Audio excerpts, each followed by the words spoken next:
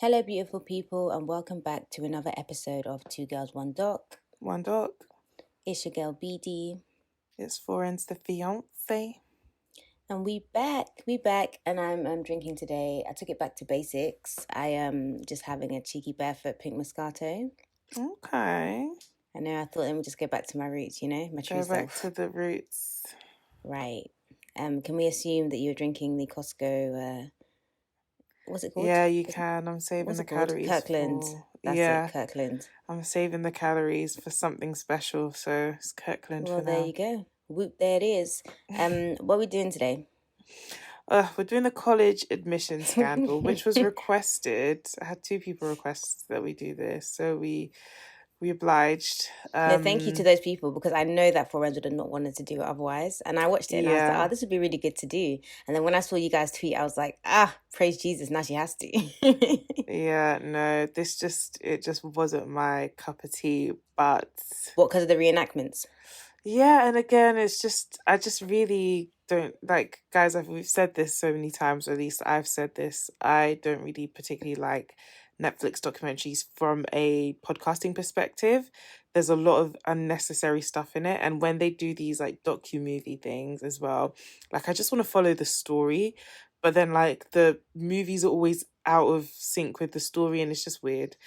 Do you know So what? This docu-movie wasn't, it didn't bother me as much as the social dilemma one, because this one was like actual conversations from like they were just it was actually reenactments of like actual conversations that were had, and I felt like in terms of like a podcasting perspective, like writing notes for it, you didn't really have to comment too much about those things. They just kind of helped to, it's almost as if they had so much footage in terms of like all these wiretaps that they were like, oh, might as well put it to use. Do you know what I mean? So yeah, it didn't yeah. really bother me. And as for the Netflix length, like that's just, it is what it is now. Like I'm not, it's like being surprised that a man did a trash thing. Of course a man did a trash thing. Do you know what I mean? Are we going to complain about it every single, well, we are going to complain about it every single time. Yeah. But do you know what I mean? It's just like I'm used to it now with the Netflix thing. Yeah. But yeah, no, I enjoyed the documentary. And maybe more so in terms of what it was about. Yeah, and another rather thing than as the well is way. like even the subject matter, like I knew what it was. There was only one aspect that I didn't know about, but I knew all the stuff. So again, I was kind of like, okay, but yeah, it was a documentary. It was a documentary. Anyway, guys, just for the listeners, I've told friends to start picking the documentaries from now on, just so that we get better vibes. I think it's okay. It's okay if I don't like. I don't have to like it. I mean, No, but it's nice. It's nice when you like it, because then your energy is more like. I think I'll throw some shade at the documentary, and you No, guys but will we enjoy love the the shade. shade. We love the Yeah. shade.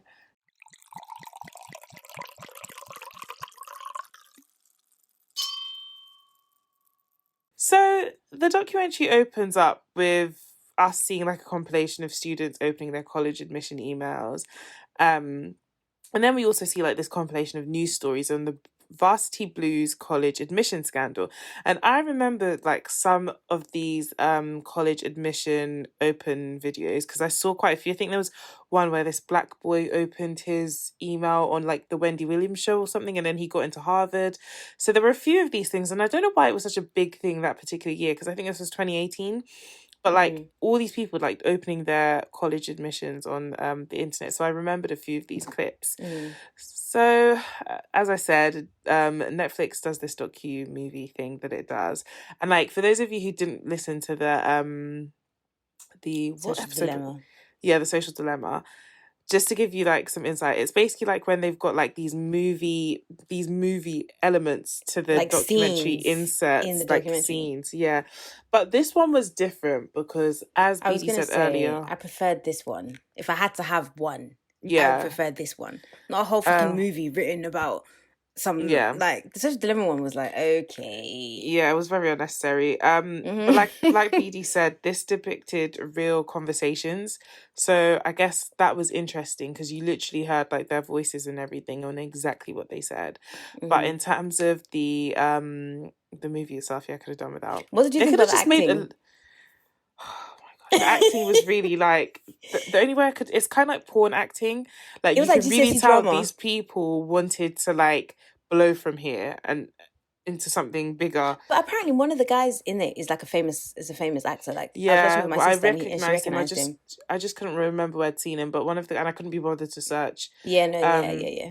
and another thing, Netflix, you really need to get the program. Amazon has this really cool thing where, like, when you're watching a show or something, you can hover over, and it shows you all And the see people the in that actors. scene. Yeah, Yeah, like I do love that that. about Prime Video. Do that, like, but yeah, there was a famous actor. And then also, guys, I flagged this later on and I'll flag it again, but one of the guys who was part of the scandal also played himself in the movie bit, and I was just like, bro, like, I Wait, who mean, are I you guess he talking needed a about? check. I'll tell you when we get there. But Okay. yeah, I guess he super duper needed a check, which is understandable. So, okay, we hear about this guy called Rick Singer, and he's an independent college counselor, and he's basically the mastermind between this whole scandal, because everybody knows about this scandal, unless you're living under a rock, because there were loads of celebrities and super rich people involved in it. And off the bat, I would just say this should just be called like white privilege and White uni. privilege, white tears. Yeah, literally, because it just, yeah. So we actually learned that this scandal dates back like many years. And the talking heads tell us that one of the talking heads tells us that from his own investigation into Rick's life, basically, he's always been deceptive. So yeah, the scandal may have started way back when, but Rick himself has always been a dodgy Dave. He's been trash. Yeah, he's been trash. So basically, for people who are listening and are like, oh my gosh, what is a college counselor, independent college counselor, especially people in the UK? Basically, an independent college counselor helps wealthy kids get through the college admissions process. And as Rick was the only one in the field in this area of Sacramento where he lived, he was very sought after. Now, it's not like it exclusively says only for wealthy people or wealthy white people, but just by the fact that it's very expensive to have an independent college Yeah, by counselor, only virtue of like wealthy, what is required. It's like which is it's like with loads cash. of things. It doesn't say whites only, but it's like, okay, you know that only white people know about this or can afford this, Exactly. and therefore it's whites only. Literally. So they don't have to say no niggas allowed for you to know that this But ain't no your niggas scene. were allowed. So, it starts to come out that Rick was offering to get people into college for a small amount of money, which is obviously kind of like underhand. Was it underhand, under table? I don't know. Both Both of them, literally. And he starts changing college admissions. So like in the admission box where you pick your ethnicity, he would make them out to be ethnic minorities. fam. So that they would Fam. get literally, So if this literally, blackfishing didn't start yesterday, then literally, like Rachel Dollar's out. This is the bruh, origin story. Diallo. Literally. And he also lies about his own credentials and working history. So there were many talking heads in this documentary, so I did not write their names down. If there was anyone you wrote down that you thought was particularly special, let me know. I did not. I don't believe there was not one. Yeah. They all Oh no, made I up a did. The only nice... one that I speak about is the one that Don't tell me it's the the one that guy, they... Okay, cool. the guy. Anyway, whatever. Yeah. So our talking heads basically talk about how college is a commodity and colleges are everything. Are doing everything to make themselves look more prestige and become less and less about education itself. So, as I said, you have the talking heads talking, and I really do actually like when documentaries do this, where people are sat like with a screen behind them on a chair. I just like it. I really like that vibe. It's very crisp and clean. And whilst this is the premise of the documentary, you have the people talking. You don't have any real a lot of real life footage because you have the people talking and then you have the movie. That's basically what we see. The extent of the real life footage is the dialogue from the wiretaps, which is used for the reenactments. Yeah. So one of our talking heads says, most people see college admissions, it's based on merit, except for affirmative action for minorities. My view of the admissions process is all sorts of different preferences, with, yes, some students getting in on pure merit, but many others getting in due to preferences that skew rich and white. And this guy actually worked in the admissions kind of area of one of the Ivy League universities. Yeah. So some of these merits, you guys may be wondering, like, what merits are these? Well, they're things like niche sports, such as sailing, fencing, horseback riding, which only rich white kids will do. How many niggas you know who fence? like since the Django days, how many niggas you know riding horses? Like, this Bruh. is the thing. Like, I'm trying to say, this is not to say black people or other ethnic minorities do not participate, but when you go, first of all, how many ethnic minorities are wealthy in America, and then how many of those ethnic minorities have the access to do some of these things? So And it's not even just about therefore, like being able to know where you can go to do these things. Even if you have like you know where to go to play fencing, you know, to yeah, fence, yeah. yeah. Like all the equipment, all the gear and stuff is enough to price you out of wanting to do that sport anyway. Exactly. Because you need to be rich to do this, like stupid rich. So another way people get into college outside of merit, these are massive donations. So like, okay, if you watch like a lot of American TV, you might hear people like make fun of like the preppy rich white guy and say, oh, like, what did your dad have to do to get you in here? Donate this building, donate this wing, do this, do that. Like, it sounds all like fun and games, but this shit is real. Like, people really do donate buildings to universities. Right. And unfortunately, because America is the closest thing to a free free market that you'll see in like modern day society, where the government basically leaves people to do whatever the hell they want. It's extremely capitalist. Even something like education is seen as like a money making venture, because you will hear massive if amounts. prison is, how much more education? You will hear massive amounts of money that parents, and already like school fees in America are astronomical, but you will hear like of parents putting in a massive amount of money just to hopefully secure their kids. Yeah. Without guarantee. So one of the people whose parents donated a lot of money to get them into Harvard was Jared Kushner. Who is Jared Kushner? Jared Kushner is married to Ivanka Trump. Who is Ivanka Trump? None other than President Cheeto Puff's daughter. So this is Trump's daughter. So yeah, he was admitted, and Jared Kushner had very basic like grades. Like, if his father wasn't his father, he wouldn't have gotten into Thank you Harvard. very much. No, ma'am. Tell him how much he pledges to Harvard. Oh, 2.5 million. Just casual. Can you imagine how much money you need to have that you can then donate 2.5 million? This is what I was trying to say about the shook paintings me last week. And like, if you shook me and you squeezed me, you wouldn't get 1 million. You wouldn't get 500,000. It's wild. And you know what? And you know the point that I think it comes up later as well is that, so Jared Kushner, right, as we've established, basic grades, average, like just an average Joe, right? Average Jared's, yeah. But his dad can afford to get him into Harvard, essentially. And that's not to say that, it is to say that he wouldn't have gotten in if not for that donation, right? But it's like, because that kind of man has gotten into Harvard, he will believe that, or he'd be made to believe that it was on his own merit, that he is capable. And this kind of man is the same kind of person who will say, oh, you just need to work hard and pull yourself up by the bootstraps. But it's like, this is why privilege is a thing, because you cannot, it doesn't matter how hard you worked or how much you studied for those SATs or whatever test they take, you weren't good enough. You wouldn't have been good enough to get in. Like your chances were significantly increased by the fact that your father donated 2.5 million. And how many people's fathers can donate 2.5 million? And even you want to tell me I should have worked harder? And this, outside of this might seem like a reach, but just follow me here. Even outside of this also breeds that, like, adds to like rape culture and entitlement of a lot of these rich white people, because like, your father can buy you a place in anywhere, so therefore you feel entitled to any and anything you want, like, because you are white and you are rich, and you have money. And his father. That's why you get the Harvey Weinsteins of the world. Exactly. It's literally. Like, how dare you tell me no? I bought my way into Harvard. And this all adds to like, it all adds to rape culture. It's a disgusting Everything cycle. Is connected.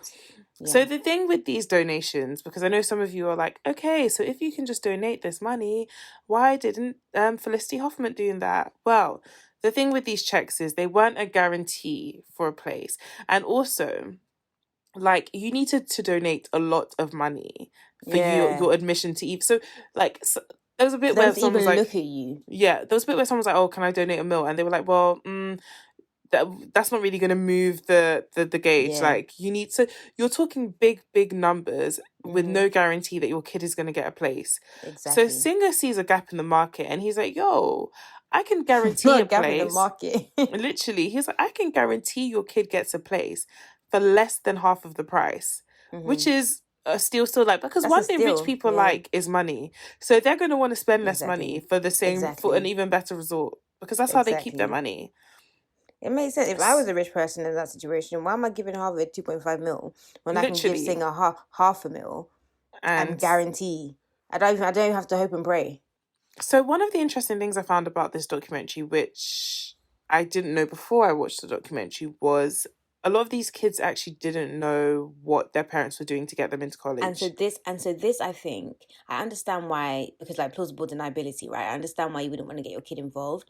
But then it's like that just goes back to the point I was making about Jad Krishna, more so in this case, because you truly believe that you are an amazing person and you're so intelligent. I didn't even have to work hard in school when I got in because I'm so smart and I'm so amazing. And you're being fed this lie because your parents are going behind your back to lie and pay to get you into college. And you would turn around and tell someone who worked really hard and didn't make it, oh, well, all I did was work hard. This is why you have to take all this information in these Twitter threads with a pinch of salt, because you don't know what's happening behind the scenes. Do you know what I mean? It's 100% true. You cannot compare yourself to anybody else. So now we learn a bit about Rick Singer, the mastermind, as we said, behind this whole scheme. And Rick was from a very obscure background. And I feel like a lot of these con men always are. It's like they didn't grow up with that silver spoon. So like they want to do any and everything to get there. It's like Catch Me If You Can, if you've watched that movie. Yeah. So he had an unhappy childhood. His parents split up. He was super smart and he had the gift of the gab. And he went to multiple colleges. We never really learn why he does. But he ends up becoming a basketball coach. And this is the genesis of where, like, this is the birth story of this scam. Because what he does is, because he's a college because he's a college basketball coach, he understands athletic admissions, which ultimately helps him in understanding how to bribe coaches and different people in the athletic kind of sector. Because athletic admissions and scholarships are a massive part of like American like the American educational system. So like if you see like a lot of kids who do like basketball or football, American football, they're doing it to get to college because it's the only way they can afford to get to college. You come and you're expected to play and do this and do that because that's your payback to the team, and the team then so on and so forth. And it's also a massive money making venture, which is why like it's really like important for a school for the division a school is in. Like when I was studying in America, my school was like a D1, Division 1, and like some of the coaches for these schools that are like Division 1, like they get paid millions. So like, can you imagine a basketball coach in uni in England, what they're earning? These coaches get paid millions. So there's so much that goes into it, but it's basically really important for a school to be really good in its sports and a way for you to get in. So now we meet John Vandermoor, and this is the guy that I remember his name. Yeah, up until the end, I really was feeling for this guy, but my opinions of him change. Oh, really? So, mine didn't change. He's a sailing coach at Stanford, and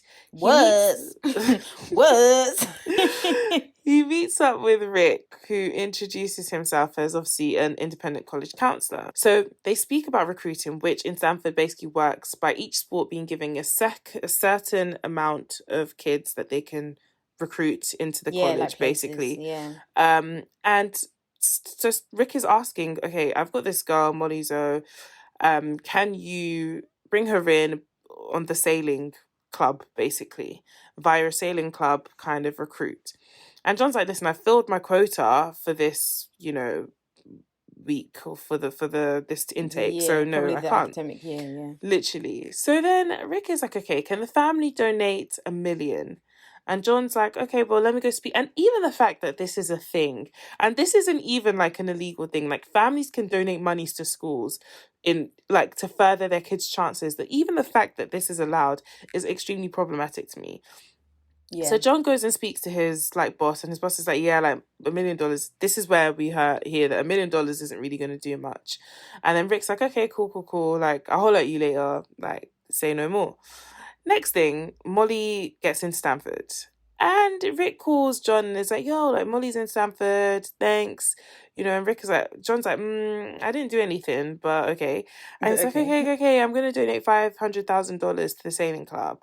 And John was like, okay, well, you can, but I didn't do anything. Yeah. And so John gets his check, takes it to his, like, the dean of admissions and the executive of the sports whatever, and they're like, oh cool, yeah, we know who Rick is, thanks for the admissions, like this is great. And they all kind of have this conversation about how John essentially did nothing and just got this amazing donation.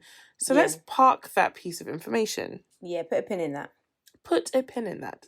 So now we're going to learn a bit about how the scandal itself works. Right, tell him. So we're looking at this from a Stanford point of view. So there's this woman called Heinel, and she's kind of like the gatekeeper. She's the oil that helps this whole machine work. Machine run. So Rick puts together a sports profile for a student, and then he puts all this fake shit in it. Like, basically, like, as in, I think we need to really like exaggerate like the effort that goes into this. Photoshop. it's a like, lot. They will say There's this person's a Photoshop. swimmer. And obviously, because these people are rich, they have pools in their house, right? And so then they will take a picture in the pool, like a ball. I don't know, what is it that they play, polo or whatever the fuck sport they play in water, yeah? And so they will pose with that. And then they will superimpose the image, be doing up Photoshop to make it seem as though this person is actually playing in a match. Like, they do the same for rowing, they do the same for whatever sport that they need. And it's like, this is not just like deception. Like, this is Full so on premeditated. Like, it's fraudulent. yeah, it's fraudulent. Yeah, literally. And the thing is that, like, I think this is something I didn't understand there was so much of an athletic angle towards the scandal. Same. But also, I think when I heard of the college admissions scandal, what I kind of thought were rich parents going to like the dean of admissions, giving him like a shitload of money, and then like their kids getting in. That's what I thought. that was very kind of I mean, that's bad enough. salacious, but to know that is actually salacious. legal. That's actually legal. Like, you can do that. Donate money, maybe not to the dean, but you can donate money to school. The thing is, you can. I think what is illegal is like donating in order to receive something in return. Even though that's what you're doing, it's not proven that you're doing that. It's kind of like saying, well, I just happen to donate 500,000 and my child happened to get in. You cannot prove that the two are linked. Yeah. Whereas with this whole admissions thing, it's like you can prove that they are linked. Yeah. And I think that's where you really learn that there's a lot of deception here, because all the pictures and everything is very intentional. And these kids should not be going to college either, because did you not ask your mummy and daddy why you were in a pool taking pictures like this? And did you not wonder how you got into Stanford when you don't do any AP classes and you just you barely get by at school? Literally, you barely. So, one of the talking heads is basically like, he doesn't understand how these things did not raise any alarms, which lets me feel 5'5" basketball player. Yeah, I'm sorry. Which makes me feel like more people knew about this than like they let on, because there's a fast fight, like you said, a 5'5" basketball player, fake lacrosse players, polo players who had never played water polo, by the way. And this is a good point, because someone says that some of these sports, like, you don't just take up in the last year of college or school, whatever the man doing. Yeah, you need to have been doing it for years. Yeah, like, you would have been doing it, and it would have been like, you know, you're playing these sports. You don't just suddenly just wake up and decide, oh, I'm going to play lacrosse. Like, that's not something you just do in the last year of high school. Literally. So whenever these red flags would come up in meetings, Hannah would act as the liaison, and she would smoothen things out. And then the kids would essentially be accepted without even applying. And then the parents would then send money, and these kids would come to the unis and they would just not show up for practice. And this would work because the admission board relies on coaches to say the athletes are coming to the team and practicing. But I found that kind of weird, because say I'm a coach and I've got 60 places for this year. Yeah. To make up a team, and then I accept 3 of them on this scandal basis. I guess it wouldn't be 3, but say you accept 3 of them on a scandal basis, your team has then dropped from 60 to 57. So but then how do you have bench warmers anyway? So I guess it all balances out. So we now see a really sad clip, because basically we see all these kids. In the beginning, we saw all these kids getting accepted into college. Now we see all the rejections, and we see how heartbroken some of these kids are and how hard they've worked to get I remember this, like, personally. I remember getting like 4 rejections in the space of a week. I remember, you know, in Woodhouse we had like the learning center. Yeah. I don't remember what it was Yeah. called, that area.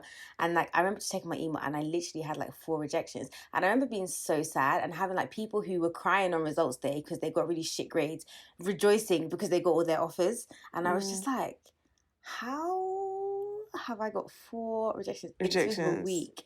Yeah. I literally watched this clip and I just felt so sad for these kids because I was like, fam, I feel you, sis. It Yeah, gets and you think your better. whole life is over. Literally, you look back and you're like, bruh. Life hadn't even started. Hadn't even started. So, yeah, this is super sad because you just know that there are other kids whose parents are buying them entry into these Ivy League schools.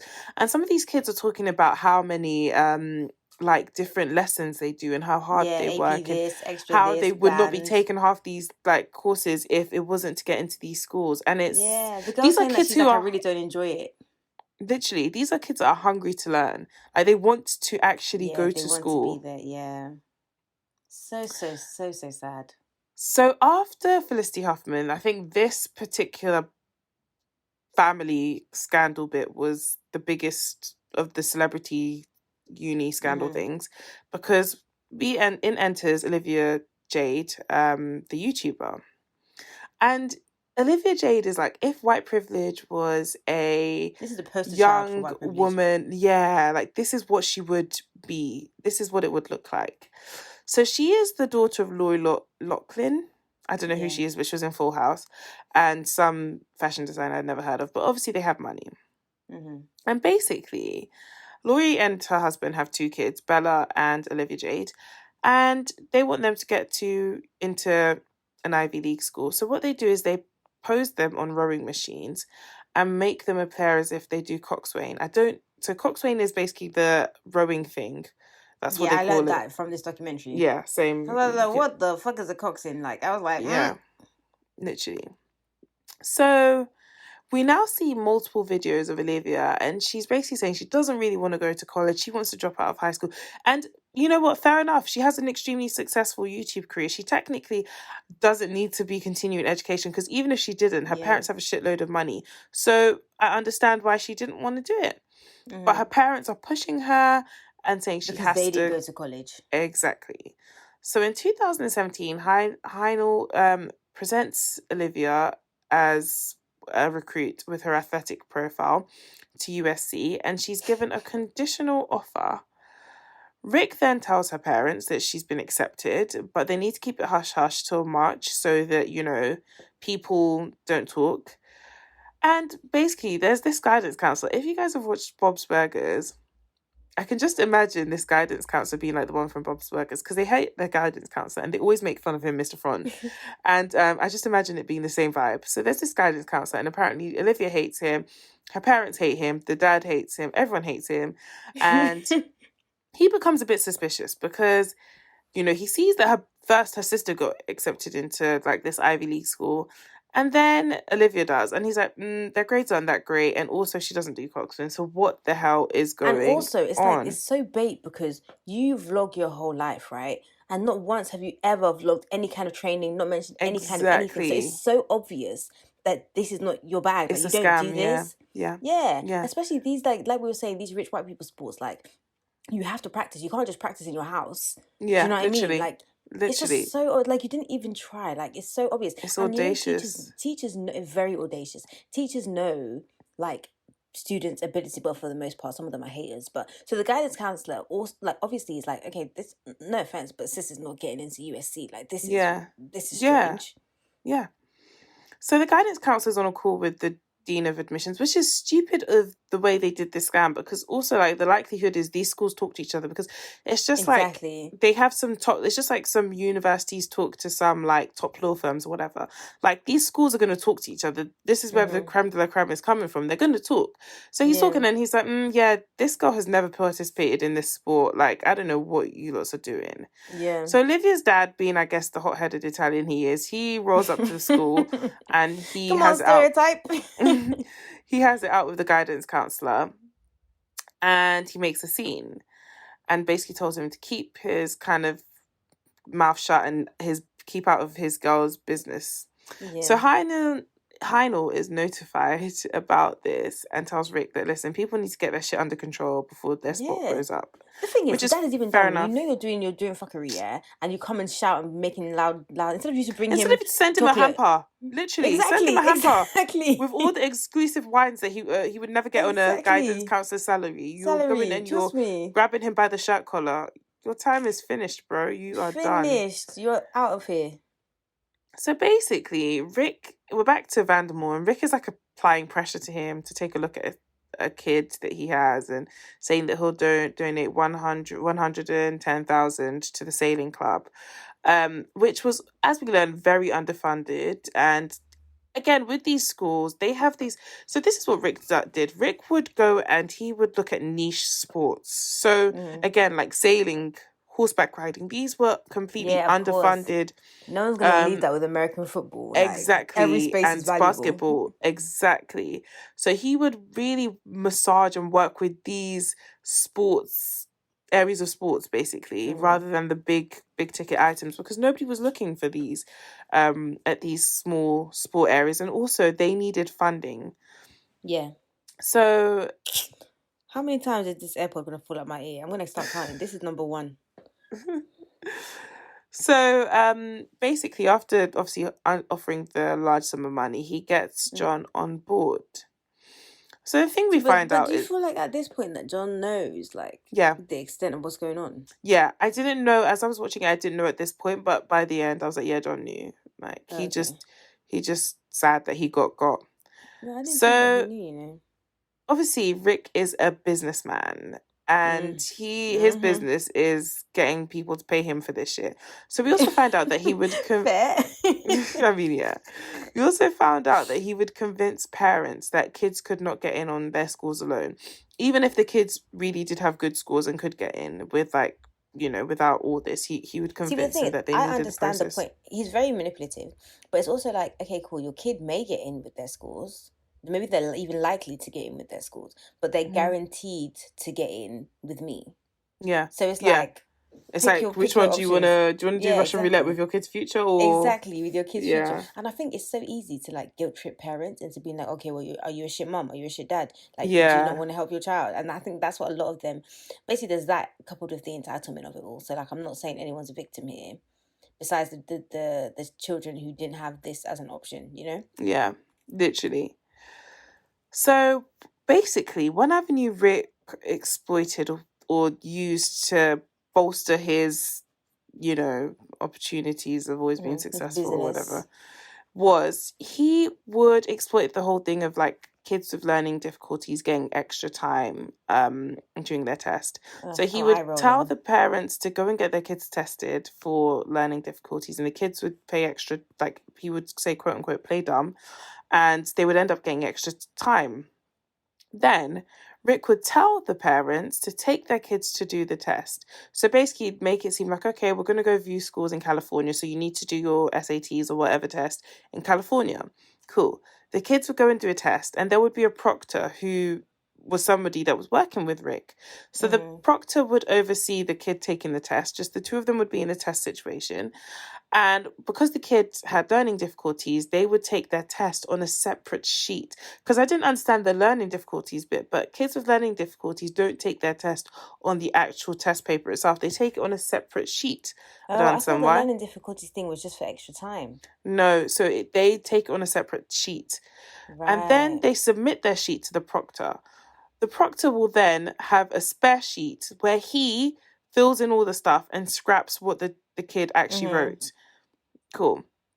And so when the test would come out, this kid would get like perfect marks. Whatever marks Rick had discussed with the parents that seemed realistic and, you know, above average for this kid, that's what the proctor would deliver. And then the kid would log in and see their test results and be like, whoa, like I must have tested really great that day. Yeah, and they actually did the test. So you can forgive them for feeling like they did well. Yeah, literally. So now we meet the proctor, who's Mark Riddell, and he was a Harvard graduate who would, you know, be the one to take these tests. He's super smart. And basically we see... Harvard graduate, Harvard graduate, you know. So we see the white privilege in how he's described here, just the epitome of it. And one of the talking heads says, one of the things that amuses me and annoys me when I see most of the reports around him being a, test-taking savant or whatever they choose to call him on the moment, he's an adult who's taking a test designed for 11th graders. Anyone worth their salt in the test preparation industry should be able to do what he did. The question is, would they be willing to do it? and Thank you. literally, I was so happy when he said that. if you work and basically he's like, if you work in the business of preparing students for uni, which is what he does, then you should flip and be able to take this test. And it's because he's a white guy, because could you imagine if there was a black man taking tests for underprivileged black kids to get them into good schools? He would be demonized. Oh, criminal. Vilified. Oh, criminal. Stealing from our country. A scorn on the society. Blah, blah, blah, blah. Here we have this guy who's described as a genius. Harvard graduate taking a test, doing fucking not even GCSE. doing GCSEs. Harvard graduate doing GCSEs and succeeding, and you guys are saying, "Wow, this test taking." What a wow! Oh my god! And the thing is, oh my wow. god! And it's a thing where it's like, from there's SAT season, right? So you're probably doing the same motherfucking tests, the same motherfucking SATs, Same each time. You know this shit like the back of your hand. Get the fuck out. Get the fuck. So we learned that singer paid Riddell 10,000 per test, and hikey, I would do it for 10,000 per test. I would do it. GCSEs, You could get your pop. If I was doing one a week, I'd How get many my houses I'll deposit have? in literally 5 tests. I'm set good. I will do them simultaneous equations, B. Listen. You don't know about me. So the key thing about this scandal is it's the wealthy who have the means and the willingness to take advantage of this corruption. And, therein lies the essence of this, this whole thing. Because it's only the rich and the wealthy that can even partake in this level of corruption. Yeah, it's not certain levels of accessible crime that are above our pay grade. Like, I cannot be a certain kind of criminal because I don't have the money. I can't be a key player in this, literally. So now we learn about the downfall. So we've seen who Singer is, how this started, what it entailed, and now we see the downfall. The rise and now the fall. Fall, literally. The crescendo. So it's kind of fate how it all happens, because it wasn't that somebody snitched, or if this one thing hadn't have happened, which is kind of like the butterfly effect, Singer would still be doing what he does. Yeah. So basically this one guy gets arrested on unrelated charges and decides to trade information for leniency. So he basically trades in Rudy Meredith. Rudy Meredith is one of the coaches who was receiving bribes from Singer. And he's black. And that makes me really sad. Yeah, it made me very sad. Rudy Meredith gets locked up Akon, and he is singing like a canary. He's like, oh, you want them notes? You think Beyonce got notes? Let me hit you with a few. And so this is the thing as well, like, Rudy snitches, right? And I want to just make it clear to the listeners that he snitches, and he's a snitch not because he cooperated with the police. He's a snitch because he cooperated with the police on a case that he was also involved in and implicated in order to save himself. If you are cooperating with the police, if you are telling them what happened, you are a civilian, you are just telling them what happened, that you're witness, you know what I mean? That is fine. If you are participating in a crime and in order to save yourself, you go and tell on the people you crimed with, then you were going to add that to our dictionary, then you are a snitch. Well, I mean, I believe in snitching though, because let me tell you something. If I go and commit a crime with somebody, and I didn't actually commit the crime, I was just, so say people go to rob a bank and they're like to me, I'll give you £10,000 to be the getaway driver, and I get caught. I'm snitching because... Yeah, but you participated in the crime. You benefited from the commission of the crime. But I was not the main participant. So that main participant is going down. Participant. Listen, because I'm not doing 20 years when I did not even run in, and then I could get 5. Of course. You have to think. You have to think about yourself.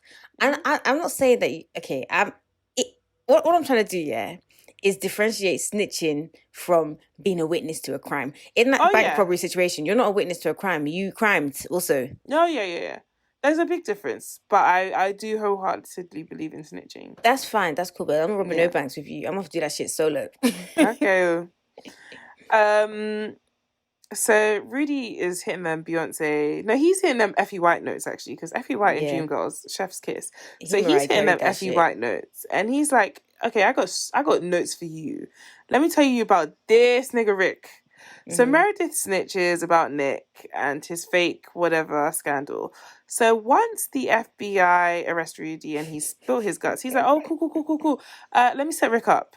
So they set Rick up, telling Rick that, I love like this we've got bit. somebody who wants their kid to get into Harvard and wants to meet you, blah, blah, blah, blah. And so Rick shows up at this hotel. He walks in and it's the FBI in the hotel room. I don't And really the feel like it went down like that, but yeah. No, I think, do you know what? Maybe it didn't, but it was just so funny in in the movie thing, yeah, the reenactment. It's like he comes to this really nice hotel and he's like walking through and he knocks on the door and then this like lady FBI agent opens the door. It's like literally like an episode of like CSI or whatever. Pick any criminal show, yeah. Law and Order And she opens the SVU. door with her short, you know they have the short that Yeah, short I've got hair. black kids. Yeah, Yeah. I've got the Karen. I've got black kids. Yeah, And then she haircut. pulls out her badge. And she pulls out her badge, and he's just looking, and he's just like bewildered, and it's like, okay, dramatic effects. Literally. I loved it though. So, okay, Rick gets got. And then, literally, Long story short, he gets got. And literally, it doesn't take him 2 seconds to be like, oh shit, like, not only am I going to sing a song of all these things, I will write you the song with the lyrics, make the tune, and yeah. So Rick decides to sell, literally, and distribute. Rick decides to sell out all of his people then. He is like, if I'm going down, I am not going down alone. He does it so well. So well. So he decides to wear a wire. He said, whatever you want me to do, I'm going to tap dance for you. He wears a wire. He wears body cam. He's like, anything and everything you want, I'm going to give it to you good. So it's 2018 and we're in Stanford and poor John gets called. And this is one where he's being set up basically because the FBI are wiretapping everything. Because Rick calls John, right? Yeah. And basically, John tells us how, like, when he gets this call, he's getting ready to go meet someone. He's not really listening to what Rick says, so he's just in and eyeing. But the premise of this call was Rick really did spell out exactly what he was looking for. He said, I've got a student. I need you to get them into school as one of your recruits. I'll pay X amount of money. And, you do your thing. And John's like, yeah. And I feel like even if you're busy and you're, buttering your toast or whatever and making a cup of tea and you're just a minute eyeing to get someone off the phone, if somebody says something to you that is off the wall, you'll be alert and be like, yo, whoa, what are you talking about? John was very complicit in that conversation. It was like he knew. And you know what? The only reason I sympathize with him or empathize is because all the money John got from Rick went into the sailing club. So John was not doing this to drive a Ferrari or to wear lubes. Literally, it wasn't self-serving. It was literally like, I am in a really underfunded part of the school. I have students who are relying on me as a recruit and I will take this money and use it for them. I understand, but I just don't think he had no clue what was going on. I don't know. So I'm trying to decide whether. And also, sorry to say, but why would Rick keep paying him? Which there was evidence he was doing. Why would Rick keep paying him if John was truly doing nothing? I get that you do nothing once, but yeah, I don't know. I feel like a part of it was just him being very naive about the whole thing. But yeah, also I don't know, like all these calls he was making, I was just like, fam, like, have you people never watched an episode of Power? Like, do you not understand that you're being set up? Who calls you to be like, oh, let's discuss the details of our crime on the phone right now, randomly out of the blue? Like, do you not think that's weird? It's like you calling me and being like, oh, hey, do you remember that time when we went to da-da-da-da and we did it? I said, I don't know who. That wasn't me. Yeah, but that's why they say that, like, Rick is very lucky that it's white collar crime because white collar criminals living their cushy life, driving their cars, not knowing, and kind of they their don't cushy think nerf life. What happened? Yeah, literally. But like, if he was talking to like hardened drug dealers, he probably wouldn't have gotten away with this shit. He would have been made in. He would have been made. They would have cut his head off or cut his horse's head off and put it in bed with him. Why the horse gotta die, man? Why does the horse gotta die? So one of the talking heads said something which I really also think is interesting. He was basically like, this is a weird setup because usually you seek out the buyers which lead you to the distributor and then your job is done. You're not really looking at these small time fish. You work your way up. Yeah, but this way it was backwards because they had Rick selling a product and then they were searching for the buyers. Yeah. Maybe the fear was that if Rick got made, they would just seek somebody else out. I don't know, but it was weird. I felt like if you It had was Rick, weird. yeah, if you had Rick, what do you need these other people for? But I guess it's a fuck you to white rich America. I think that, and I also think that it's like Rick was only successful because of these parents, and like these, it's almost like using them as an example to like teach other parents that like, Yeah. okay, cool, you can try this, but it's not, you're going to get caught kind of thing. Yeah. Whereas like with like drug users, it's like, okay, man, do you know what I mean? How many people are you going to arrest Yeah, for crack cocaine? yeah, it's like, true. You're gonna have to arrest half of the flipping country. and So you, once you try it.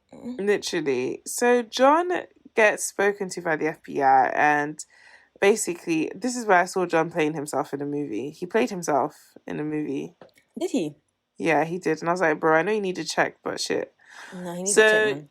He was charged with tax fraud, mail fraud, and wire fraud, each count carrying 20 years in prison. Whew. And the idea was that he helped Rick get people who weren't sailors into Stanford. Stanford was willing to testify against him. Rick was willing. So it seemed like he just didn't have a case basically. And obviously that tape was very damaging. So in the end, he pleads guilty. So, but I know we're debating whether he, knew or didn't know, naive or whatever, but like, do you feel like that carries, like, 60 years? These FBI people know how to just put on charges, because it's like, there's no way that guy deserves 60 years. But he wouldn't have gotten 60 years either which way. I mean, but you're looking at 60 years. You're gonna do and say whatever it is. They do it to scare you. Take that risk. Yeah. Me, I will be scared. I'm scared. Yeah. So in the end, John gets hate mail.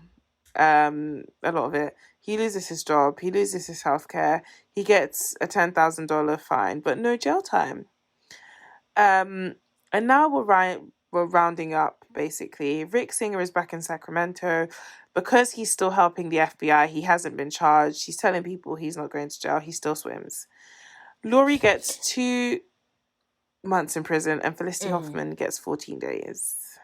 14 days? Why did you even bother? Literally, it was very cheeky.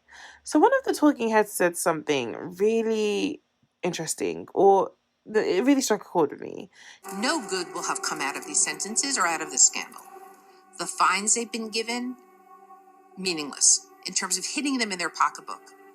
What a difference it could have made if we hit them hard and put that money to work for underprivileged kids. That would have been amazing. Then you can say, at least some good came of it.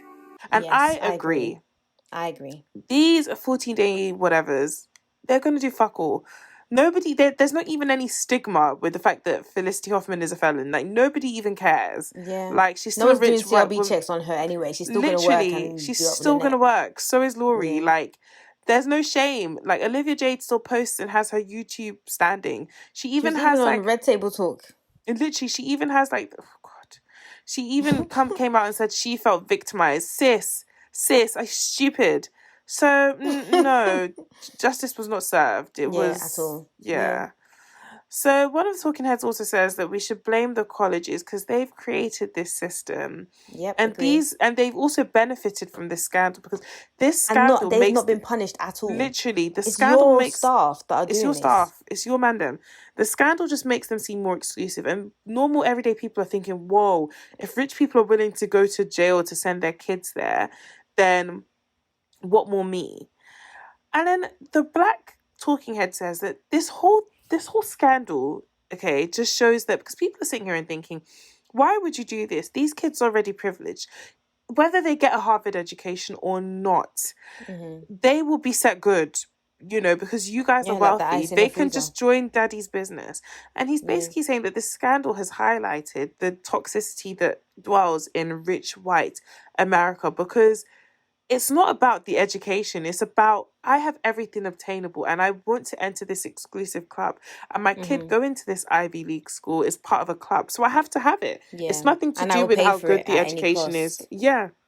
Yeah, literally.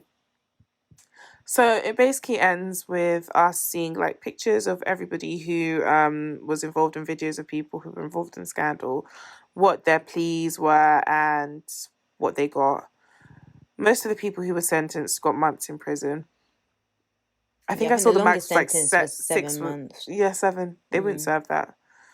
Yeah, so that was the end of the college admission scandal. The John guy, the John guy, he now coaches sailing independently. Oh, I didn't know that. Stanford say that they donated all the funds that they received from these donations, which I don't believe. No. Rick Singer's still free. He pled guilty, but he's awaiting sentencing. And yeah, not everyone's actually been sentenced yet, but yeah. At the end, they were like, yeah, the side door, so Rick Singer's way is closed, but the back door is still open. So you can still donate a shitload of money and hopefully... And maybe get in. Guys, yeah, that was the college admission scandal. It was interesting, and I mean, it didn't tell me anything I didn't know, which is that, like, if you're money and if you got money and you're white, then life is different for you. It's a different standard. Yeah. But yeah, I didn't know that's how it went down, so that was interesting. Yeah, it was. I mean, yeah. Yeah. I mean, the priv is all I can say. The priv. Someone did actually make a point basically saying that, like, it's not necessarily that, like, there's not enough colleges for everyone to go to. It's just everybody wants to go to the same colleges. And that's also because of the whole, like, prestige thing. And it's like, if we just kind of took that power away from these colleges and just applied to all these other colleges, it would be fine. But that would never happen because, it would never happen. So. And even that guy that was talking, he was talking from also a place of white privilege, because he was like, you can go to any college and get an excellent education. And it's like, bro, and then where will I work? Where will I be? Exactly, because you can go to like something tech, any polytechnic and come out with a degree, and there's nothing wrong with it if that's what you want, but you can go anywhere and get a degree. But especially as a black person, you have to be 10 times better than a white person just to be at the same place as a mediocre white person. So I can be black and go to Harvard. It doesn't guarantee me shit, let alone me going to Polytechnic to try and also do the same thing. Yeah. So stop it. It's easier said than done. But yeah. Yeah. What are we doing next? We are doing what's his name? Louis Theroux. The meth. Louis Theroux, the city addicted to. Is it Theroux or Thoreau? It's Theroux. Oh, do you know why? Because I remember someone doing a remix and I was like, I gotta get through this. I gotta get through this. I gotta make it through this.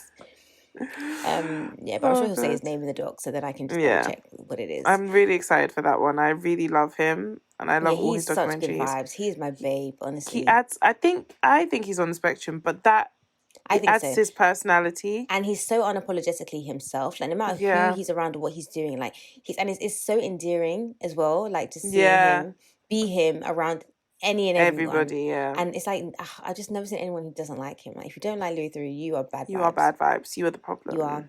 You are. So we're gonna play the trailer for you next. But before then, when can they find us? Thursday. But where can they find us? You can find us on Twitter and Instagram at 2girls1doc. Oh, and YouTube as well. Yeah, I always forget YouTube. Also, so YouTube episodes will be released on the Friday after the Thursday that they're released on DSPs. Where can they find you? They can find me on Twitter and Instagram, 4ends with 2 underscores, and also my other podcast, Character Replay. And oh my gosh, you can also find us at 2girls1doc on TikTok. Oh, underscore. We finally 2girls1doc underscore. Underscore, yes. We finally joined Gen Z. We're going to be the geriatrics on there, but we've done it. We did indeed. So I'm going to play the trailer. Wait, where can I find you? Oh, on Instagram and Twitter at BDOnEyewear and also BDOnEyewear.com. But yeah, we're going to play the trailer for you. So yeah, welcome to the Louis Theroux fan club. All right, guys. Bye. Bye. How much meth would you have to take to become that badly damaged by it? Well, crystal meth, it has, it's basically poison, and it affected my nerve system. You took so much meth it affected your nervous system? Yeah, it affects your nerve system, and I have, your receptors are going like so movements, fast and I have, like, jaw movements that is acting up in my body. Crystal meth, what happens is, it deteriorates your teeth, right? Can you show us your teeth? It rottens up your teeth, and it actually just tears them all up, see? Tears them all up. See? Ties them all up. I was in Fresno, California, on the trail of the world's most abused hard drug. You're up so high, you're spinning like a kite, you're biting your teeth, you're grinding them because you don't even know what your body's doing. Your eyes are going 100 miles an hour in every direction. What is it? Crystal meth. Methamphetamine, or crystal meth, is a derivative of speed. Cheap and easy to produce, it can be devastating for those who get addicted. Face the other way. Face away from me. I hate not being clean, but I hate being clean. You know, I'm messed up by using again. I was hoping to understand the hold the drug exerts over its users by spending time in the world of the hardcore addicts. Does it look tempting, Louis? Huh? Look tempting? And so I'd come to one of the worst affected areas in America.